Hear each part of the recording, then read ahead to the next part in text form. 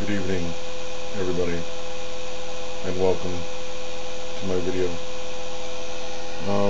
Tonight I have the 4-inch long magnet underneath the little jar here. Now this is the same jar that I was running this magnet.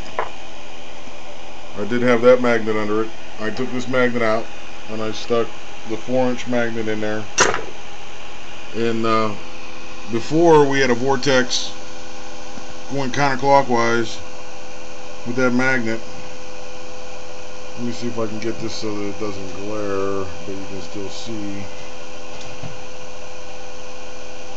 what's happening. I don't think it's going to work. Maybe.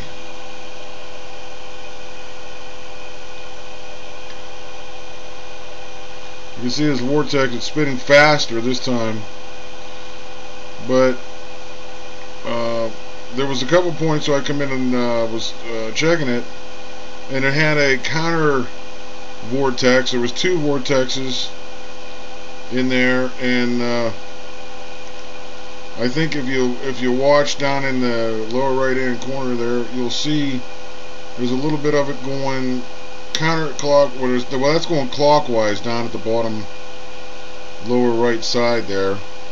And of course at the top there it's going counterclockwise. You can see that.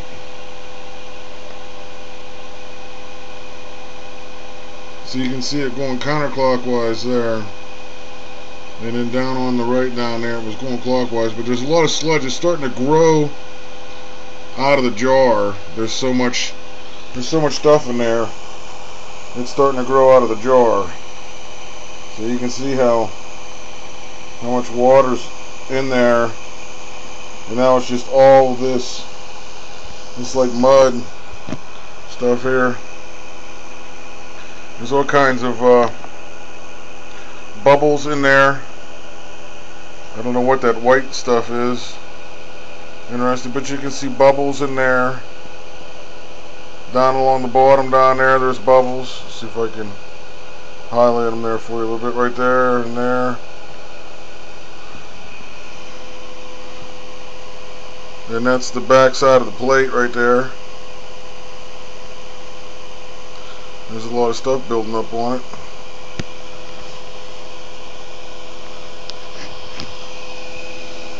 So I get around to this side here. Very interesting the way that's layering there. Very interesting. So, but here's the other jar from the last video. Now it's been left to settle out. It's settled out pretty good. But if we take a look at that, it's really settled down there. And it's all black along the bottom there, just about. There's some white streaks in it. And then all the lighter stuff is in the top there.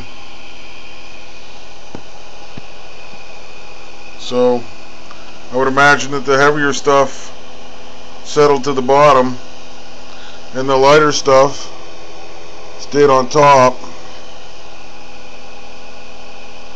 I wonder if there would be a reaction to this magnet if I set the magnet down. Oh, it's stuck. If I set this magnet down and put this on top there.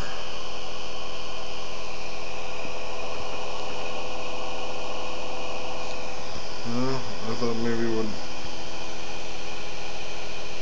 maybe pull some of the iron out of it. See what it looks like on the bottom there. I guess you really can't see it too good. Yeah. Oh well. Okay, that's that one. This is still drying up. It's starting to get it's still kind of moist. A little bit there. I can put some slits in it there. Still moist. Okay, so I got some time to go on that. But that's interesting there. So yeah, I'm running off the wall work. I got my phone plugged in here because the battery was getting kind of low. I'm running off the wall work into the water capacitor or hydrogen pump, or what, I don't know, a magnetohydrodynamic pump, because it's got the magnet under now, so it does have a magnetic aspect to it. So I was thinking maybe we can shut this off here and take a look at the plates, because we've got twice as much stuff in there as we had in the last video. Oh, I kind of got one plate fell over there. Okay, I'm going to move this magnet out of the way here, because it'll hurt me if I'm not careful. Oh, my bench top is getting dirty. Okay, so, well, that really stirred it up when it fell over. Okay, there's the negative plate right there. It looks to be pretty much intact. Pretty much. Get my tweezers over here. Yeah, it's the same as before. Smooth surface underneath there. What's coming off in sheets. I just ran it over.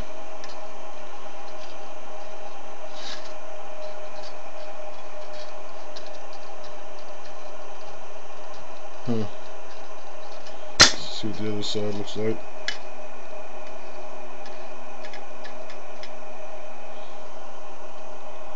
Not too bad there.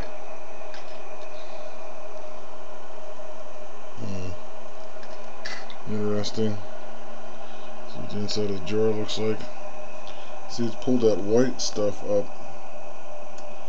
to the top ridge of the jar there. Probably going to start making a crystal like it did before. I don't know. So let's take a look at this one here. Let me spin it around this way, maybe get a better look at it. See, you can see how much crud is on there. See if I can take this out without stirring it up too much. Oh well, there was a big chunk on there that fell off though. Okay. We got some deterioration of the plate there. A little bit right here. Oh, a little bit right there. And a little bit right in here. And let me see what happens if I... Oh, see that they come off in almost one chunk. Okay. Oh, see, there's a little bit of right there.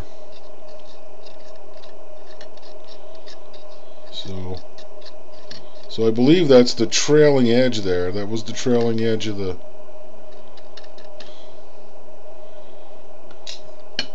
vortex, you know, as it was spinning. So that's that. And then this here is just filled with stuff. More and more and more stuff. Now what is this?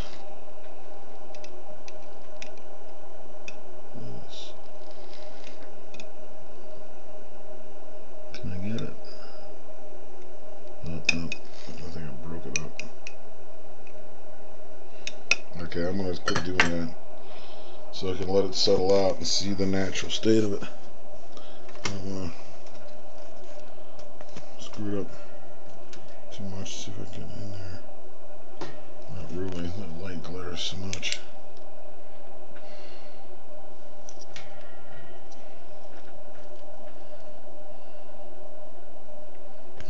Interesting.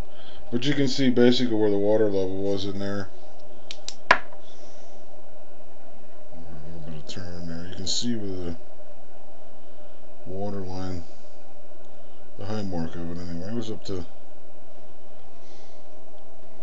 about right, almost to the top on that one. So that's how much water we've used, about right there. And this is going to be interesting when it settles out, I think, with all the different colors. And those air bubbles are still down under there. So I don't know why they're not coming up out of there. I wouldn't think that that would be solid strata across there. I'm thinking that the air bubbles are heavier than some of it, and that's why it's trapped. They're trapped there. I don't know. Very interesting. That's pretty wild how that. It's like marbleized, like natural strata. But definitely made a lot of dirt there, and as you can see, didn't take hardly any material from the plates this time as well. Very little from there along that side, and this little corner here, and this corner down here.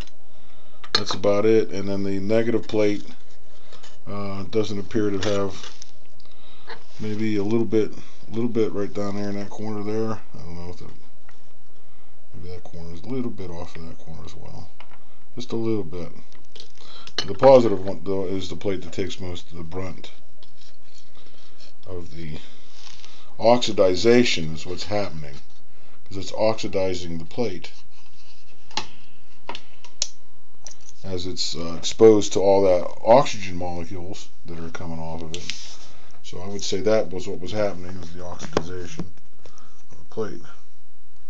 See, now if I put this light on here, we can get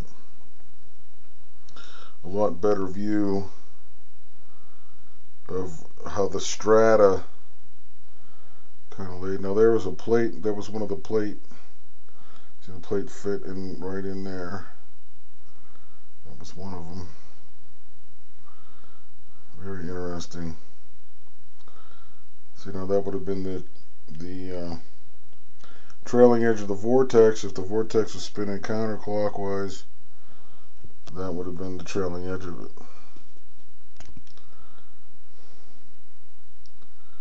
Oh, some nice colors there. Very, very cool. And then there's a chunk I was trying to get a hold of, floating right there. But I couldn't pick it up. It wanted to fall apart. So we'll just let it be for now. Very interesting. Where's the air bubble down there? A couple of air bubbles down there. So we'll put them out there, right there. There. Get my camera over there, huh? Right there's a little air bubble. You see better there. Right there. So there's the air bubble. And there's a couple more. There's one right in, stuck inside the white. And there, and there, and there. It seemed like the other night, or in the last video, there was a lot bigger air bubbles. I don't know if they escaped from in there or what, or if they were reconstituted. I don't know. Very interesting though. I think it's fun. Lots of fun. Well, yeah, the effect that everybody is talking about works better when you have something like this on the output. If you put battery on the output, it doesn't. I couldn't get the effect to work. You know, feel free to experiment though. You know, try different things on the output. Anything you want to, and just let everybody know what you got. You know, post a video and let everybody know how you set yours up. Because if you have a pulse motor, you should run it off a wall wart. That's all I'm saying. I really don't know what's happening with it. The only thing I can think of is when it's pulsing the coil, it pulses everything that's connected to it. So, and inside this wall wart, there's two coils, the 12 volt coil and the 110 volt coil. I think it's 110 volts. So 120. And that's 120 volts. Okay, so that's 120 volts. A 60 hertz wall wart. So um, we're pulsing, we're shutting on, off and on and off and on and off and on. So I don't know if the same thing is happening inside the wall wart as well. And if that's the case, it would be happening on the 110 volt side. So pulsing the coil in there on the 110 volt side, because all the coils, everything that's hooked in here is pulsing. So it must be sending a pulse back. Now I'm thinking that the frequency might be something important to look at more than anything to get the effect. I would say you want to run around 60 hertz, because unless you're running in Europe, you could do 50 hertz. So you know, you just want to run your motor a little slower. That's all. Your energizer, whatever you have, whatever you're using for to get your pulse. If you have one of them solid state pulsers, battery chargers, you might even try it with that. That would be interesting. Someone has one of those, try it, see, you know, run, instead of running it from a 12 volt battery, run it from a wall wart and see if you get the same, you know, see what kind of effect you get. See if it works. You know, there's lots of different ways somebody can do this. That's why I was asking for everybody's help, because there's just too many different ways to do it. You know, I just, you know, and everybody, you know, somebody out, like I said in the last video, everybody's motors are different. They have different ways of pulsing them. You know, they use a magnetic reed switch or Hall sensor, or even brushes if you want to use brushes, you know, like a contacts or something. I think that it doesn't matter really as long as you pulse it. So if you're pulsing it and you plug it into a wall wart to drive it, you're going to pulse that wall wart. Okay, so, and you know, we will know what happens when you pulse a coil. Every time there's a magnetic field collapse after you shut the coil off, and there's the energy spike. You know, there's the back spike within the coil. So even though they are isolated, we're still shutting it off and on. So inside the wall wart, the 12 volt is pulsing the 120 volt coil that's inside there, and feeding it back through my house, basically. Now, I haven't been able to make my meter spin backwards or anything like that. You know, I'm just not making enough amperage to do that. And this is a really small effect. I have to turn most of the stuff off in my house to see the effect. You know, with the naked eye on the pole out there, to where you can say, wow, that's, you know, there's something happening there. Because I'm really low. I'm not running my house off of this. I'm still hooked to the grid. I still have to be hooked to the grid, and I think you'll find that if anybody tries this, that this is not going to get them off the grid. This is not what it's, you know. It's just supplementing your power a little bit on a really small scale, but it depends on your motor and how many amps you're kicking back through the system. So, yeah, I don't know. Very interesting though effect. I encourage everybody out there that has a pulse motor or Bedini circuit, something, you know, some kind of pulser or whatever, to try it. And you know, like I said, post your results so we can all see what's happening here.